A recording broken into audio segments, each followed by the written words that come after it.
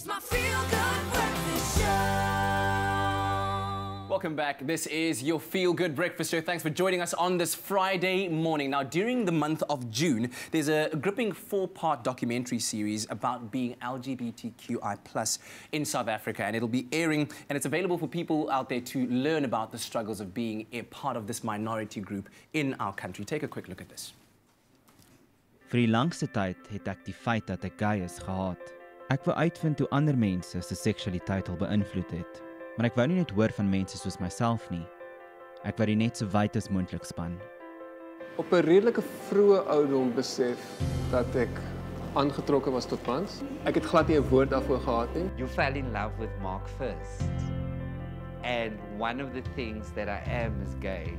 Om veilig te bly, moet jy amper soos closeted wees as jy soos ek lyk. Jy weet, jy kan nie vir mense sê dat jy regtig trans is nie. Ek dink vir geen oomblik moet mense onderskat dat dit ongelooflik moeilik bly vir mense om uit die kas uit te klim. En ek dink dis hoekom dit so ongelooflik belangrik is dat hierdie stories gereflekteer word in media. Wow, gripping, insightful, educational. And of course, as June is celebrated globally as Pride Month, TV and radio host Renaldo Schwarp took it upon himself to tell his story and these stories. And he's joined this morning alongside transgender female Cher Petersen to tell us a bit more about this documentary called SKEEF. Thanks so much for joining us. It's a pleasure to have you here. Thanks so much for having us.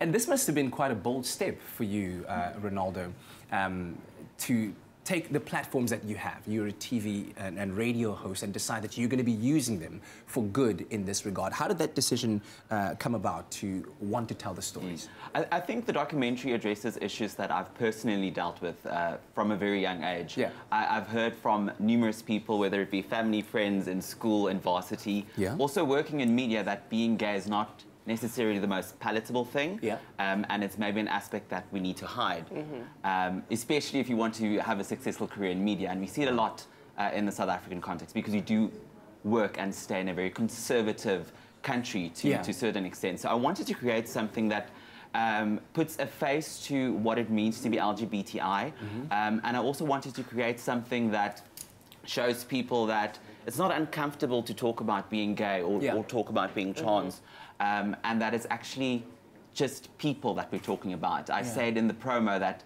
it seems like I'm addressing LGBTI issues or problems, but it's not issues or problems. It's actually just people, and it's actually just their stories. Yeah, and so in that clip that we've just seen there, you talk about having to remain closeted in order to be safe. I mean, tell me about some of those experiences that made you feel that way, and also on the other side of that coin, what it's like now for you to be able to tell your stories and to voice your opinion on this massive platform. Yeah, I think, like, when it comes to that, so I think being closeted is not really what it is. It's more, you know, sort of staying a little bit on the down low. So when it comes to sort of, in the community, we call it passing, sort of passing for being cisgendered, or so to speak. It sort of is, you know, some spaces just aren't really welcoming, and some spaces are a little bit unsafe. And we need to be cognizant of that as trans people. I mean, I think I speak about it in the documentary. There was an experience at a festival where I felt very unsafe because, you know, people made me feel unsafe in the way that they were just not for it. And, and I was excluded in a way that made me feel really uncomfortable, almost in a violent way. So that was traumatizing, but I think it's important also for me to be open about this and really have these conversations so that other people who are struggling out there can see they're being represented. Absolutely. And in making this 4-part documentary, Renaldo, you've also included some famous faces, well-known faces, and some unknown faces. Tell me about the interesting mix of these people. Who have you included that we might know? Obviously, Mark Lottery was one of them that we saw over there. And why you decided on having this mix of well-known and unknown faces? So I wanted to talk to people who could speak to the issues that I wanted to address. And obviously that's religion, representation, finding love and coming out. So we do speak to a few very familiar faces. Mark Lottery, everyone loves him. He had a very honest conversation about his journey with his sexuality. We speak to Afrikaans singer Joe Forster, Canary the movie co-writer, Charles-Johan Lingervelder. I also addressed and approached people with really resilient and fascinating stories. I don't think I want this documentary to be something that people feel sad about. All these stories speak of resilience. Yes. And these people really overcome a lot. I wanted to find the balance between familiar faces and everyday people. Yeah. Because having someone like Mark Lottering or Joe Forster part of this really gives clout to a project like this.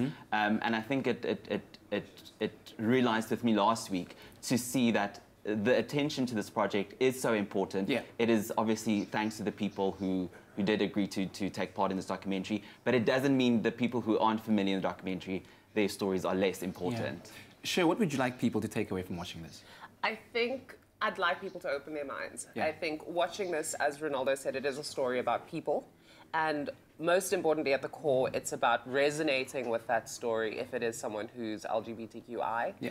And it's also a place that, or a project really, that gives people a platform to really get insight and understanding and relate and empathize with people as part of this project. So I think it's super, super important in the space in 2019, and it's necessary because people ostracize the LGBTQI community because it's something they don't understand. So hopefully it brings a sense of understanding. Yeah, absolutely. Well, thank you both for coming in this morning and telling us about this very insightful new 4-part documentary. It's called SKEEF, and as you've heard, it offers an intimate look into the lives of LGBTQI plus members of community in our society. It really challenges the way in which we think and understand what is going on in our lives. And if you want to have a look at that, you can catch all of it on YouTube. Thanks very much, guys. Thank you.